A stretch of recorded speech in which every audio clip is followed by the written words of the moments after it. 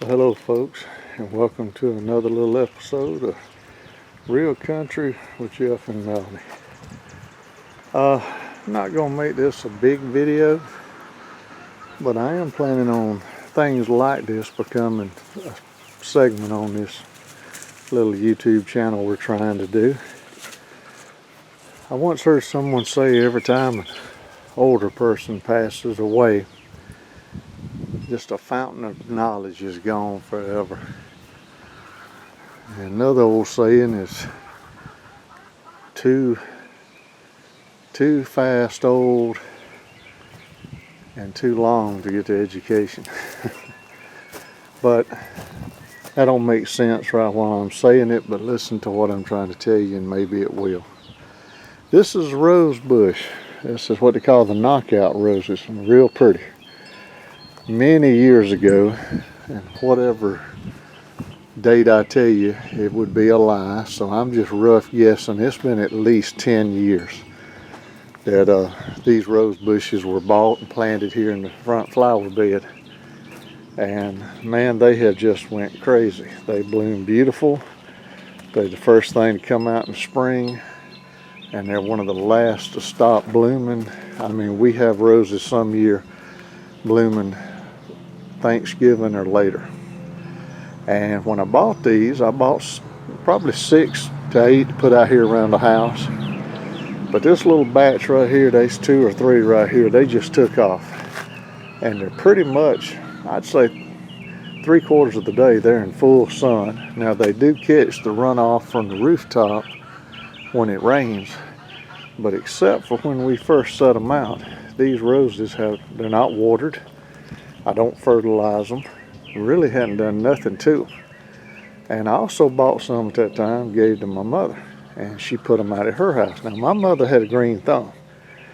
I have to work for what I do, but my mother was like her mother. They could grow flowers like no business. But these right here kind of irritated my mama to no end, because mine, the less I did, the better they looked. The more blooms they made, the prettier roses they were, and Mom just couldn't get hers to do nothing. She watered them every couple of days. She put out fertilizer. She cut them back. Now, I do cut them back, but that's because they're about to go over the rooftop. So I try to keep them down fairly close with the railing behind there. But a little secret my mama taught me, and it did work on hers, and it'll work on this. And I'll show you real quick. Let me turn around here. If you'll periodically watch for when the blossoms start to fall off, like right here. This one right here, it's already went from this, they're starting to fade, and now the blossoms are about gone. See if I can even find my old hand, make sure I'm showing to you. The blossoms are gone, I just knocked them off. Well, when you see that, if you'll come by right then and just pull that old dead head off, just pick the dead head off and let it fall to the ground. If you'll go, like right here's another one, try to catch it quick as it does.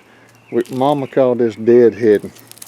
You just walk around, look for them, wait till they're about gone, just pinch them off. If you'll do, now right here is some I pinched off about maybe a week ago, and that's what'll happen. Every time you pinch one off, you'll go through a few days of nothing, but they'll resprout. And then in a few more days, we'll have a little bud. Let's see, like this one right here. See that right there? And then in another few days, you'll have here, and then you got your full vine. They'll just keep making and keep making and keep making. So whenever you come by and you see one like this right here, like I said, just pinch it off. Just pinch it off. And that was the secret to me keeping these flowers where they're constantly making, they're constantly blooming. And like I said, that's about the only thing I do except for cutting them back. When they start getting, my rooftops about 8 foot, when they get about 8 foot and can't see out the window, I'll come by here and cut them off. Bring them back down to somewhere like a baseball strike between waist and chest high. That way we can still see out the window, and they bunch up and make a prettier cluster of roses.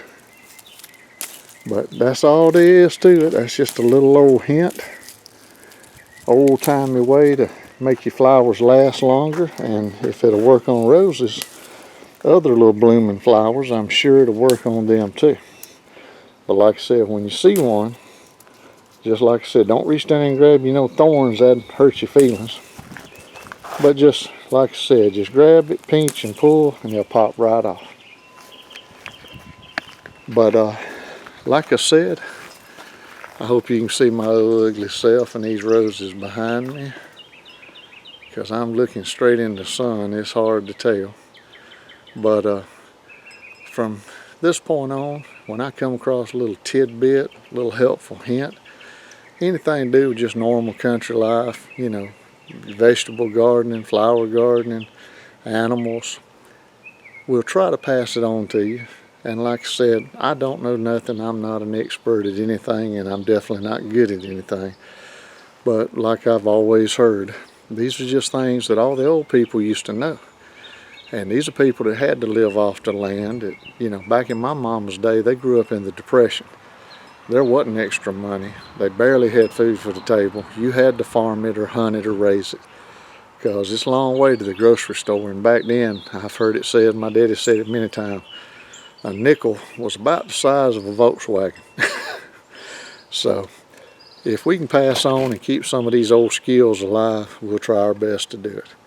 But if you like this little video, please hit the like and subscribe, tell your friends, and we're going to see if we can pass on a little bit more as time goes on. And if the good Lord's willing, the creek don't rise, we'll see y'all next time. Thank you. Don't forget the deadhead.